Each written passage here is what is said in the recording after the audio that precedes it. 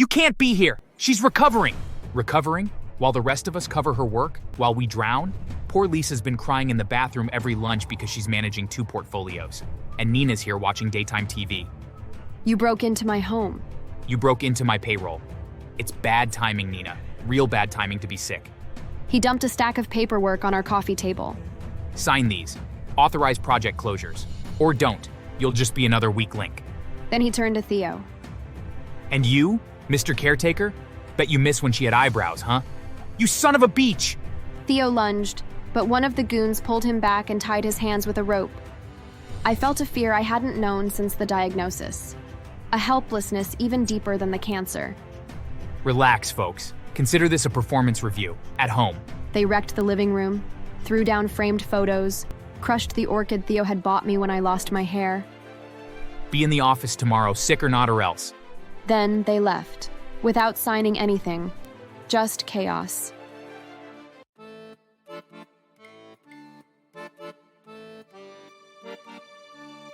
Hi, my name is Nina Williams, and for 15 years I worked at Doran Tech. I started there fresh out of university, eager, ambitious, and grateful to find a company that promised innovation and inclusivity. I met my husband Theo during a work seminar. We married 4 years later, and life felt stable, until it didn't. A year ago, I was diagnosed with lymphoma. My hair began to fall out in clumps. My skin lost its glow. I took medical leave and started chemotherapy. Each session was a battle, but I was fighting for life, for dignity, for a return to normal. I had taken my leave the right way, formally, through HR, with every medical document submitted, every procedure logged. 3 weeks into chemotherapy, the nausea was a second skin, the fatigue bone deep. But at least I had my time, my space, my right to heal. But normal didn't include Mr. Doran showing up at my doorstep like a storm. It was a cold Tuesday morning. Theo was in the kitchen making my usual chamomile tea. I was wrapped in a wool blanket on the couch, watching the morning news, a knit cap covering my patchy scalp, when the doorbell rang, once, twice, then 5 times in rapid, violent succession. Theo flinched. I'll get it. He didn't make it to the door in time. With a sudden crack, the door burst open, splinters flying. 2 large men in black jackets barged in first, followed by Mr. Doran himself, holding a thick manila folder like a weapon. I jolted upright. What is this? What are you doing? Wow, the Cancer Queen speaks. Long time, Nina. Just here to check in on my missing employee, and maybe remind her what a job is. What the hell? I'm on leave. I'm undergoing treatment. Oh, I know, Nina. You made that crystal clear to HR, but the business doesn't pause for your pity parade. Theo tried to push them back. You broke our damn door! Get out, she's sick! This is harassment. I'm still under chemotherapy. I'm legally on leave. Chemotherapy, time off, crying coworkers. Honestly, you act like you're the first person to ever get sick. He stepped toward me, placed the manila folder on the coffee table like it was radioactive. Sign the project transfer approvals. Sign the finance closeouts. You think just because you're sick, deadlines disappear? She's not even halfway through her treatment. Exactly. So she's got time. Sign it, Nina, or don't. Either way, I'll find a way to fix the mess you left.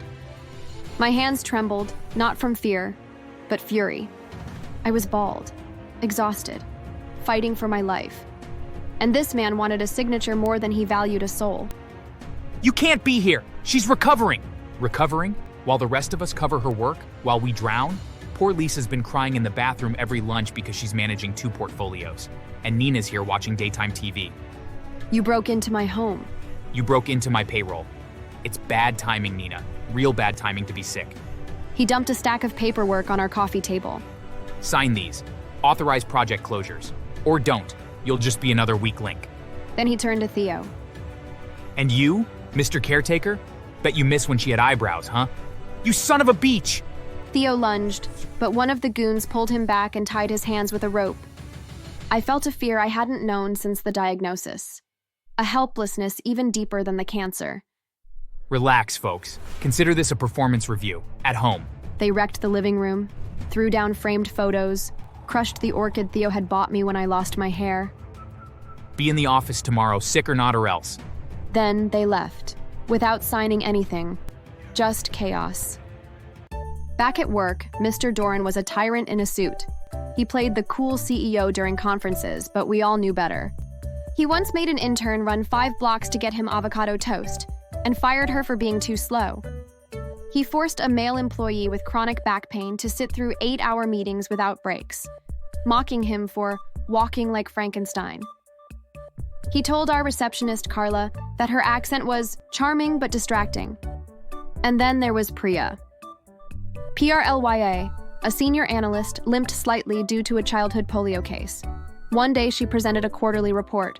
After the meeting, he muttered, not quietly enough, Next time she limps in, tell her to drag better numbers behind her. She cried in the bathroom for an hour. I remember helping her clean her mascara off with a paper towel.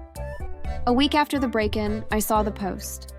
A photo of an empty office chair captioned, "Lazy employees milking sick leave while real workers suffer. Sick leave scam, accountability matters." He didn't name me. He didn't have to. The comments were vile. Zara, my 16-year-old niece, stormed into the living room that night. He crossed a line. I'm getting that bastard. Zara, it's not worth it. You survived chemo. Let me survive hacking.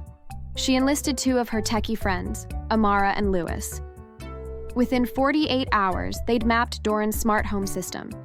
His house has smart security, linked cameras, cloud backups, and a Bluetooth door system. Amara spoofed the entry logs. We walked right in while he was out doing a podcast. They pulled files from his in-home security servers, including hidden footage of him mocking employees during after-hours parties. One clip showed him mimicking Priya's limp with a beer in hand. Another had him laughing at a blind applicant. Can't see the job description? Then I can't see you in my company. There was more. Recordings of him berating his girlfriend, Vanessa. Stop recording everything like a psycho. You'd be nothing without my name. Now make yourself useful or leave. The footage went viral, and Vanessa, bless her, spoke up in the aftermath. She posted a video. He made me feel small. He tracked my periods. Once told me, PMS isn't an excuse to be a bitch. I stayed too long. I'm done now. Then came the interviews, the coverage, the lawsuits.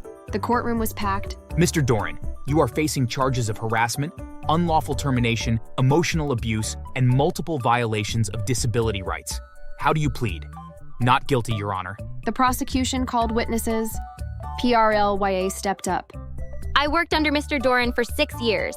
I was told to hide my limp for client meetings. He once made me walk across the floor just to laugh at me. Gasps filled the courtroom. Then Carla, then Lisa, then me. He mocked my illness, broke into my home, tied my husband up. I was recovering from chemo. I was terrified. This is more than negligence. This is inhumanity masked as management. The jury deliberated less than 2 hours. Verdict, guilty. Prison wasn't kind to Mr. Doran. Officer Malik, who processed him, had a sister who died from the same cancer I survived. Let me guess. You're the CEO who thinks cancer is convenient? I want protective custody. I want my sister back. Life sucks. You don't get special.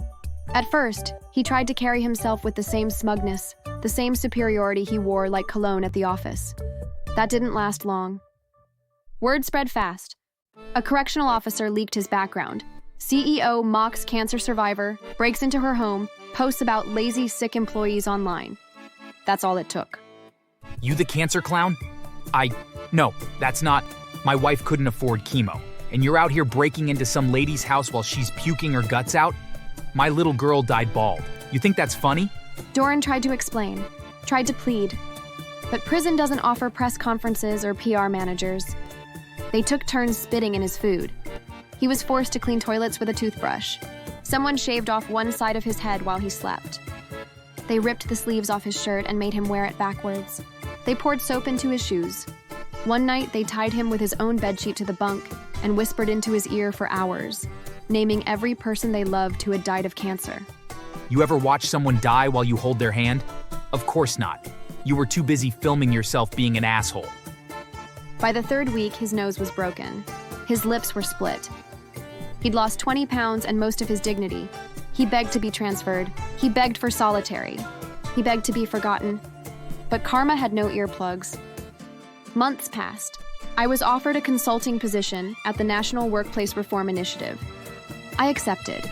Now I help reshape company policies around medical leave, inclusivity, and compassion. I share my story. I teach empathy. Zara launched an app called Shut Them Down, a whistleblower platform with encrypted submissions and live HR guidance. Vanessa opened a women's shelter. Doran? He got 15 years and a new nickname in prison. CEO, see you next Tuesday. Thanks for watching. And remember, if your boss mocks your illness, don't quit, upload. Like, comment, and subscribe. Karma's got Wi-Fi now.